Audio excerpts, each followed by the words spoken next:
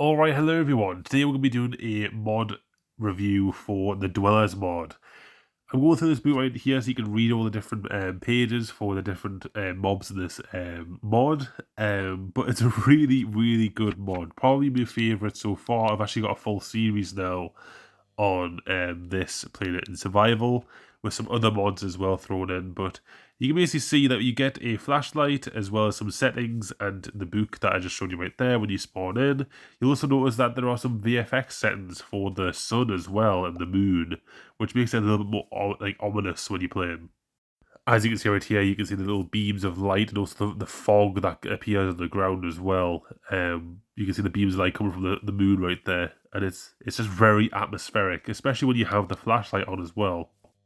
It just looks very spooky, and it is very spooky because we have, I believe it's 10 different mobs that can essentially just spawn at any point in the game and at certain locations as well, to basically hunt you down. Now we do have some settings here as well that you can customize, so you can turn certain mobs off, some of the VFX settings off as well, and how difficult it is as well, so you can turn the spawn rate from 1 to 5. I also noticed that the sensitivity on these sliders is incredibly sensitive.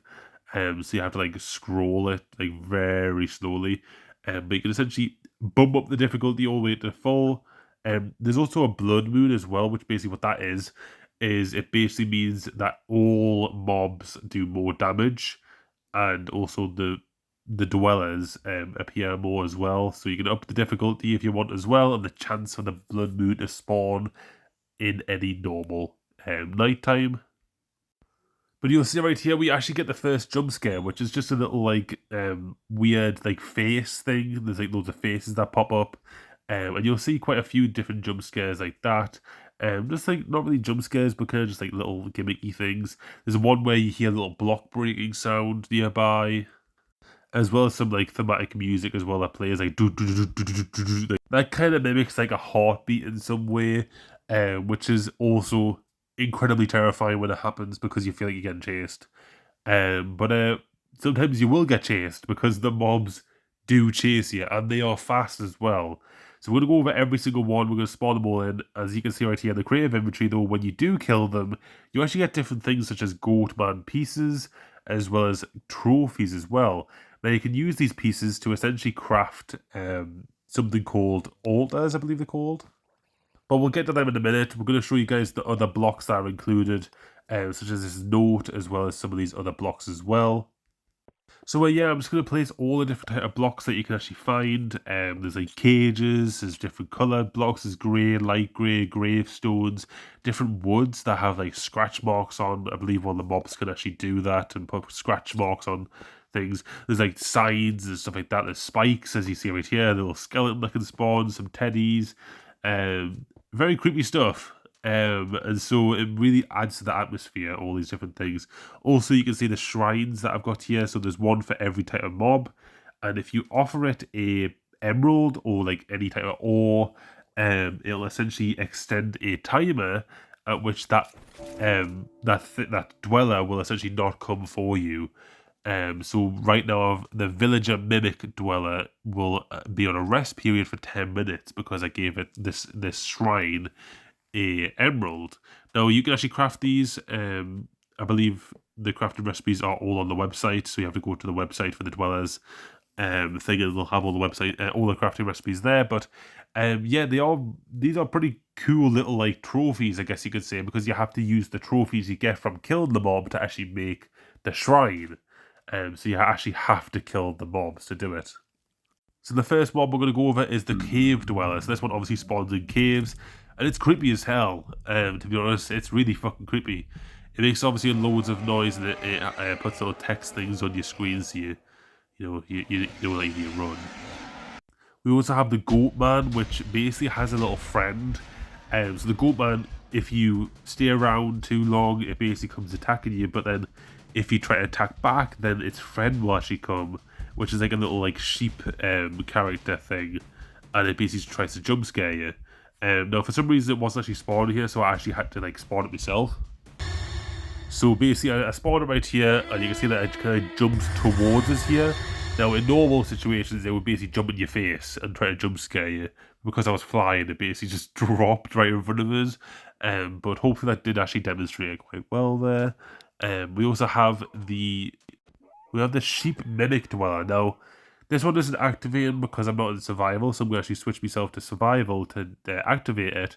But basically, it acts like a normal sheep, and until you punch it, and then it basically turns into a fucking demon practically, and it does a lot of damage, and all these actually do loads of damage. In fact, so yeah, very very scary. It starts chasing in the water, so then I turn myself into Grave.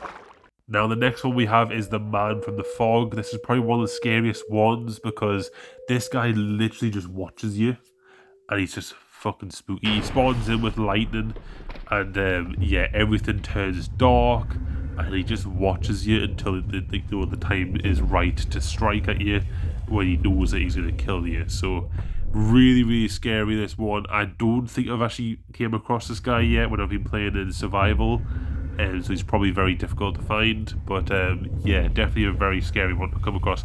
Also as well, before I go to the next one, I believe 𝗙𝗂𝘁𝗂 was also in this mod as well, but for some reason he was taken out, and that's actually the reason why I downloaded this mod in the first place. So that is quite bad from a point of view that the main reason why I got this mod is kind of being taken away from us, and it's kind of like a little bit of a scam. But anyway, on to the next one, we have the one who watches. So I believe this guy basically only attacks you if you look at him. So if you look at him, then he'll come after you, but I obviously looked at him already, so I'm going to change myself into survival, and he's just going to chase after us right here. Look at him. Wow. He is fast. And also terrifying. So the next one is the unseen death. So this one basically spawns in, I believe, when you try to go to bed and try to skip the night. He basically has a chance to spawn in. He also leaves signs as well when he despawns. So I guess if you run away or something and he couldn't catch you, he just leaves a sign to try and scare you or whatever. But yeah, if you basically get in bed, you will basically get jump scared when you try to sleep, or at least have the chance to be jump scared when you go to sleep. It didn't work every single time. So I'm just showcasing this right now, but as you can see, we have a blood moon because we turned the blood moon chance all the way up to 100%. So as you can see, it's putting down red rays and red fog and everything, so you can really tell that you just shouldn't be messing with the mobs right now. You also see very briefly as well that there is actually a red particle effect on all the mobs. And this spider will not die. I punched this thing out for fucking ages and it wasn't dying. I can't quite tell if it's actually regeneration, or if it's strength, or resistance, or whatever the spider has, or whatever it is for all the different mobs, but it's hard to kill them. So in the blood moon, you really don't want to be killing anything. You want to just kind of be running away, because it's very difficult to actually do anything to these mobs. You can also see that a mob spawned right here by itself. I did not spawn this one in, so just to go to show that they do just spawn in randomly. And you can see the black fog approaching as well. I'm going to go to sleep right here. You can see that unseen death mob basically comes in, destroys me bed as well, like a little twat. But we're going to go to sleep again. You can see that he doesn't actually come in, and it actually allows me to skip the night. So I believe it is sometimes. I don't know what the percentage is for how often he does spawn, but yeah, just be wary that if you do try to skip the night, it might not always work. The next one we have is the villager mimic dweller. Now this one basically acts just like the sheep, but instead it is a villager.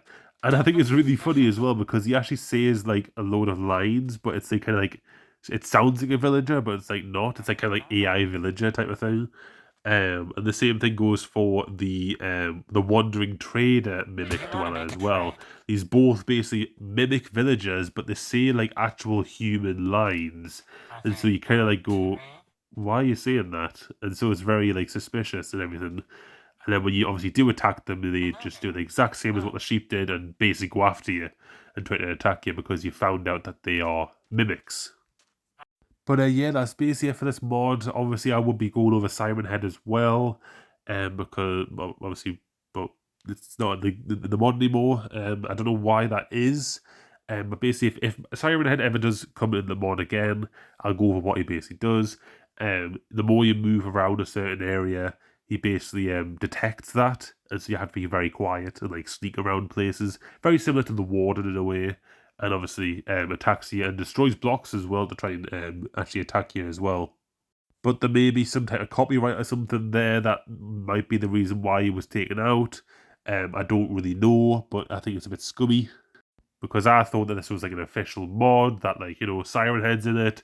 They got the permission of the creator to have Siren Head in here, so I bought it, and I don't think they did. So now I don't actually have Siren Head part of this mod, and I've paid for it. It was pretty expensive as well. It's actually 990 mine coins, which is quite a lot. So yeah, if it does come back, great, because then Siren Head will be back in the game. But yeah, it was definitely one of the spookiest ones out of the bunch. But yeah, overall, it's a really good mod though, even though I am a little bit annoyed about Siren Head being taken out, because it was honestly my favourite mob out of them all, just by the functionality and the sounds that came out of it as well. But yeah, overall, really good mod, and I very much approve of it. But I do think they need to give a little bit of a discount now, because Siren Head's no longer in it. I don't think it's as worthy of the 999 coins. But yeah, if you guys are interested with this mod, absolutely go ahead and get it. But yeah, that's about it for this video, and I'll see you guys in the next one. Bye now.